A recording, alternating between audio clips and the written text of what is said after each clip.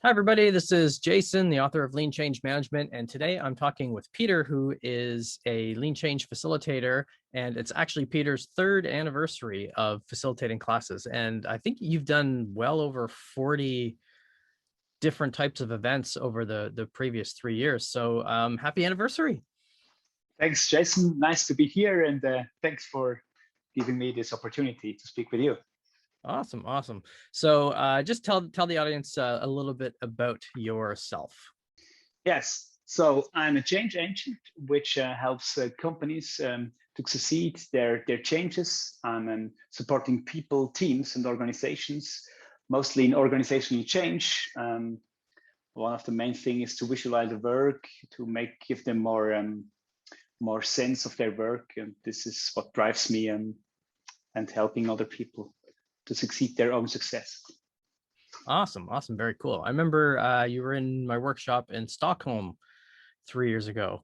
And the one thing that really stood out for me, and you can see it behind you, is all of the visualizations and the drawings, because you do all your little sketch notes and stuff for in your classes and things like that. So I remember actually I'm going to put some pictures up on the screen from that class before, just seeing some of the visualizations and the experiments that you're creating in the class was very, very cool. So what prompted you to take that class in the first place?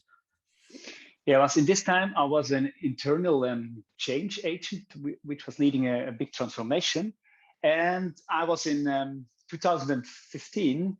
I had this opportunity to change this company with the people, and I was on the way to find new ways, and then I came across your book, Jason, 2014 or 15, and in my vacation in Spain, I read through this book, and then I saw, wow, this is interesting. That gives me more ideas.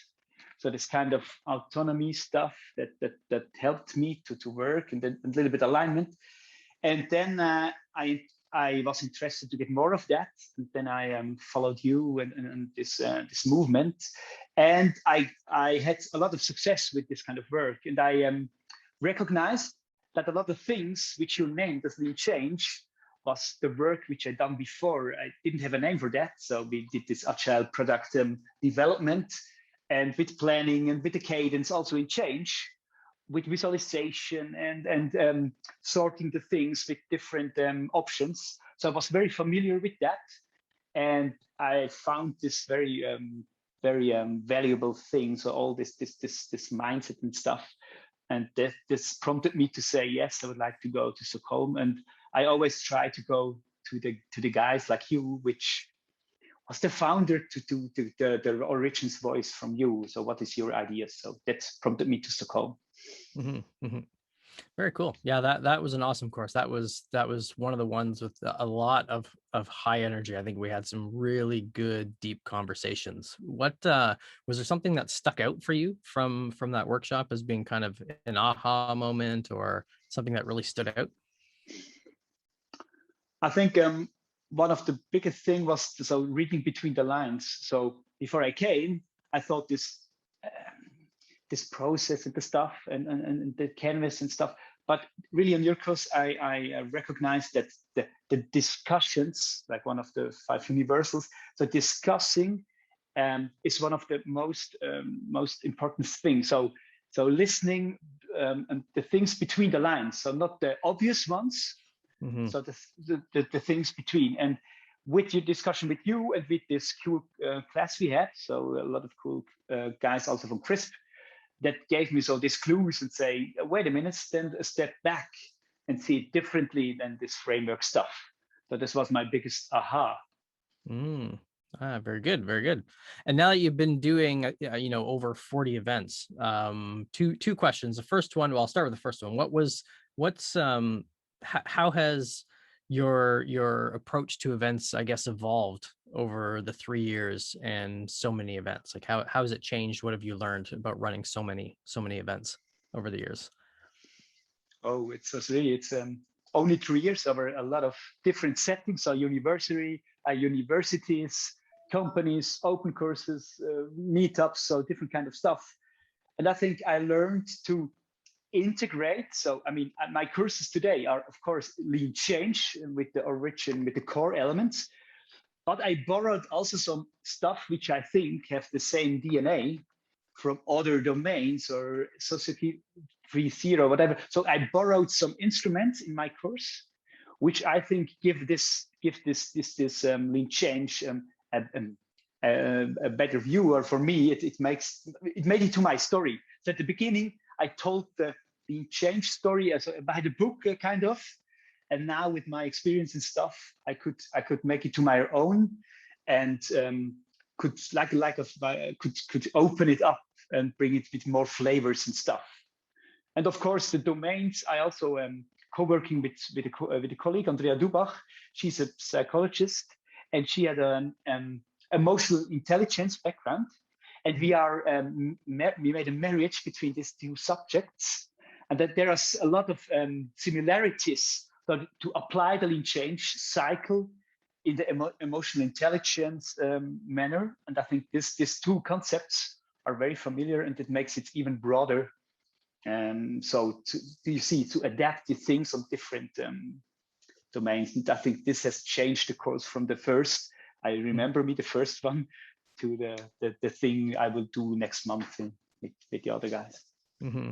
Yeah, that's awesome. I like all the facilitators bring their own personality to the course, which is great. I've talked to a lot of people kind of outside the lean change ecosystem, and they're asking, how do you ensure consistency across so many different countries and stuff? And I'm like, you can't ensure consistency because Switzerland's a different place from Canada.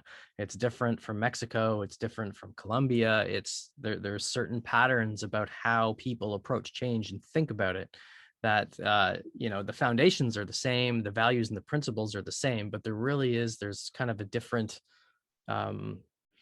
different approach potentially in different countries. Have you found there's anything kind of specific about Swiss organizations that certain things make more sense to them, or is there a certain type of approach or idea that resonates more there? I think you should tell a story. So I can't tell your stories, so I must tell my own stories, and you must make your experience and make it to your own, and then it's very natural. People listen to you, and it's a story. It's not like I tell you with some theories. So I tell you my experience, my story, and then the people go with me and listening and interesting, and left and right, and what have you done there, and questioning and answering. Then it makes it so natural, like a dialogue, as we do, not just like a. So again, the fifth meaningful dialogue. So Yes. not only this, this one way thing. Yeah. I find that's common everywhere too. It's people, if I go somewhere and do a course, there's always a story from a student in the class, and the rest of the class listens to the student, but not the instructor. I find, which is awesome, because they really like the stories, the relationships. That's really I get the theory, I understand how that thing works, I know how to use it, but tell me how you adapted it to your environment. So yeah, I totally agree on the stories. So just to get into the wrap up, what do you have going on over the next few months? So the next thing is I have a next lean change training, and the next bigger thing is a conference which will come up on the 10th of September, the Travel Boost Day, which we very happy to have you there as a keynote speaker, and we make a workshop together, and this will be on the 10th, so where we broaden up this lean change thing. And also, this is the first time where I try to bring the Swiss lean change community together. There are more than about 300 people which take the course with me. So, and I try to bring them together. It will not be with 300, but some of them, also to make a network so that they can help each other, and nothing about me, it's about them, and bring them together that they can solve their problems together. So this is one of the goals. And also we go beyond our brand, our company, to bring up and bring it forward and have meaningful discussions. So these are the next milestones. Mm-hmm. Yeah, looking forward to that. Too bad it couldn't be in person. That would have been really nice. I think I've only been to Switzerland once, and I was just at the airport for a short stopover, and I was just like, oh, it would be so nice to come. And the Lean Agile Scrum conference we did. Oh yeah, together. that's right. Yeah. This Oh, was that's right. Yeah, that's right. Remember? Yeah. Okay. I think the 18 months of being locked in this basement has just been driving me crazy. Been forgetting stuff. But Okay, no problem. awesome. So where can people find out more about the events that you've got going on and more about you? Yes, first of all, of course, on the leanchange.org site, where I have the profile, the trainings, which you can regularly see. And then you can find it on the Go Beyond website, gbind.com, where you can find more about myself, my colleagues also from Go Beyond. And there you will find more information, Mhm. things about new work and lean change and stuff like that. Awesome. Awesome. Well, thanks very much for taking the time to chat today, and have fun at the conference, and good luck with the future events.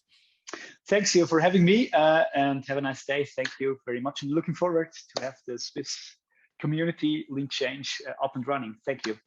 Awesome. All right. Bye for now. Bye.